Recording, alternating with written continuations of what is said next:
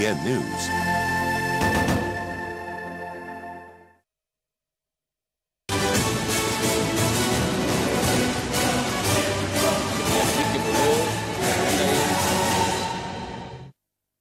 The script had earlier changed. The country went into full gear over the elections. The campaign shenanigans took center stage, and the media's attention was firmly gripped by the political elite.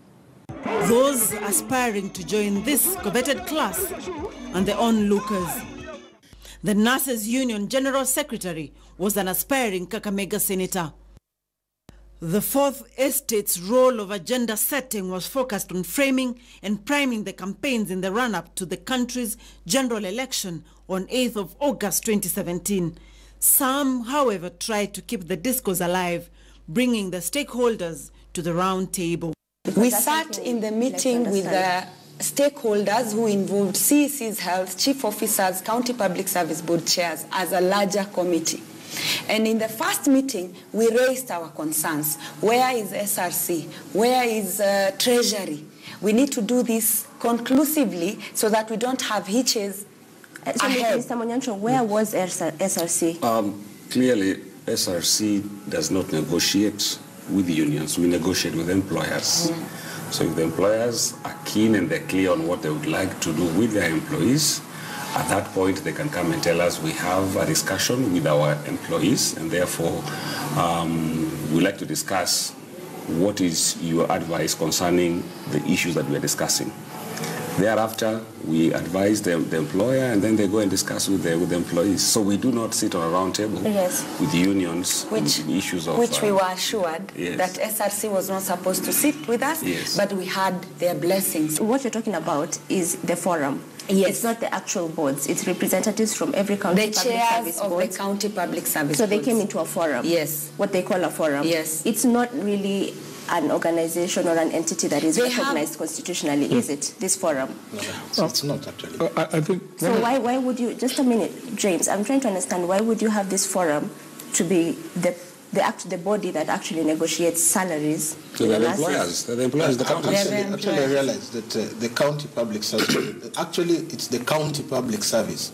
The county public service boards are just part of the county public service, because the head of the county public service is the county secretary, and the head of those governments is the governors, and it is the governors that gave the chairman of the county public service board this mandate to negotiate. I want to correct him kindly, Asha. Yes. It is not the governors that have given the county public service boards the mandate to negotiate. It is in the County Governments Act, Article Section 59. That was one of the last joint public appearances by all stakeholders in the nurses' strike. The print media had something else.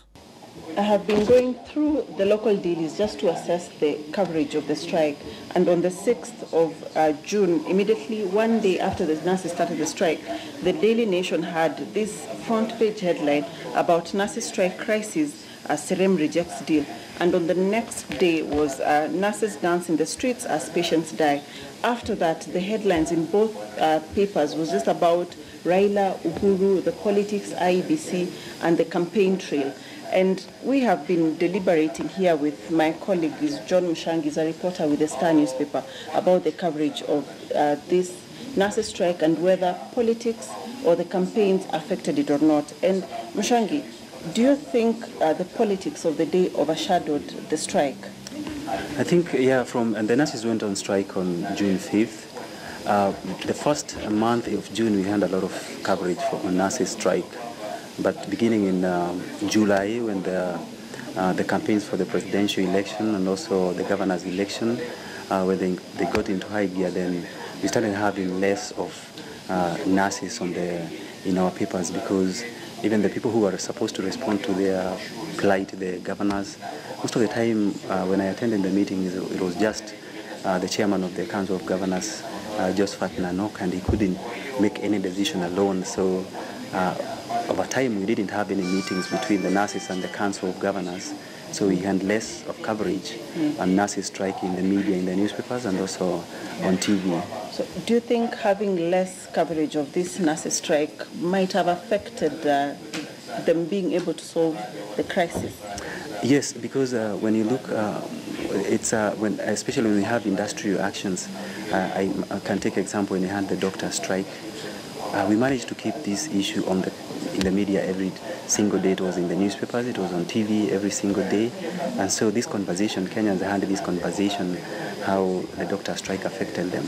But for the nurses, we've not had this conversation because I think on average, in a week, we probably have had maybe 2 stories in the newspapers.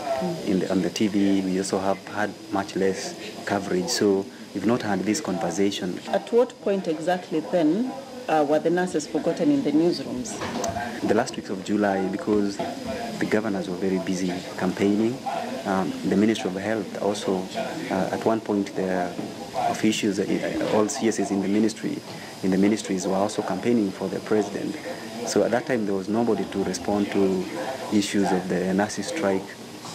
And that time also, the Secretary General of the Nurses Union, that is Seth Panyako, he was also busy campaigning for he was running for Senate, for Kakamega Senate. So there was only a few officials who could talk about the plight of the nurses, and generally, definitely, the reporters didn't have much to write about. Yeah. Okay. And then talking of the officials of the nurses strike, we know there was a bit of infighting between the officials, between John B. and one faction led by John B. and another one by Seth Panyako. Do you think this infighting between the nurses officials themselves has affected the strike? In 2 ways. First, it has actually helped them for the issues they're discussing to stay somehow in the media, because sometimes we see the officials who are with John B. Saying we favor negotiations, we do not want the strike. So that's one way to look at the issue. But on the other side, it has affected them negatively, because they've not been able to get what they want, because they are not speaking in one voice. At one point, I remember the last meeting they had with the Council of Governors, they were sent away. They were told to go and agree among themselves, the 2 groups, because there's one group led by the Secretary General Seth Panyako, who are for the strike.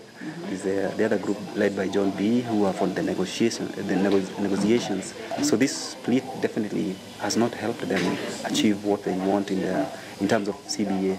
But the political intrigues made for better riveting drama.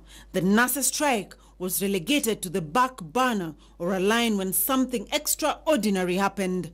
We are going to unleash one of the most terrifying legal teams to ensure that we fight these orders up to the Supreme Court. Not even the politics of the day mentioned the strike. Sadly, the electorate too did not seem to have it as a significant campaign agenda.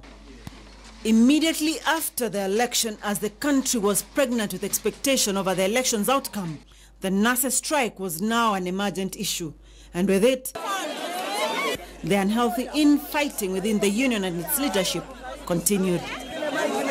Even the contested winner of the August 8th poll, President Uhuru Kenyatta, would add his voice to the ongoing crisis. Warudi kazini. Sasa tuko na magovernors wapi? Wacha sasa tuende tukae pamoja na hawa magovernors, si ndio? Tukubaliane kitu. We've just gone into an election. New governors have been elected. Even old ones have returned back. But we need time to settle, form governments, and be able to look for solutions on how to solve this.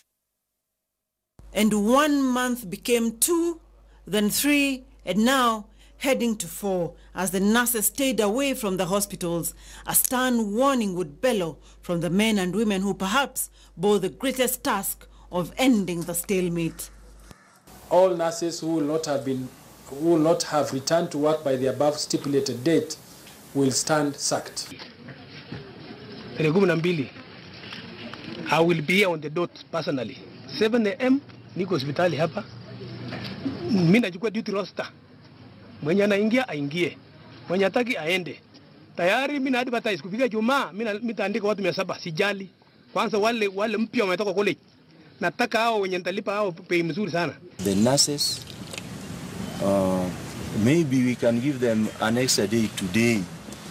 If by tomorrow they will not have reported for duty, then they stand sacked. And it is upon that basis upon which the nurses are calling out the governors for their bluff, insisting that the strike will go on for as long as possible. If they tell me 6 months, I will go. If they tell me 1 year, I will go. It is not a big deal. Amidst the back and forth, serious questions ought to be asked. Are the nurses demanding for something the national and county governments cannot afford? If indeed the Council of Governors agreed to the CBA, why is the SRC still adamant? Why would governors who engaged union officials in various consultative meetings give a nod to a document they knew the counties would not afford? Who is responsible for this strike, and most importantly, whose task is it to end it? Dr. Masi Korir, KTN News.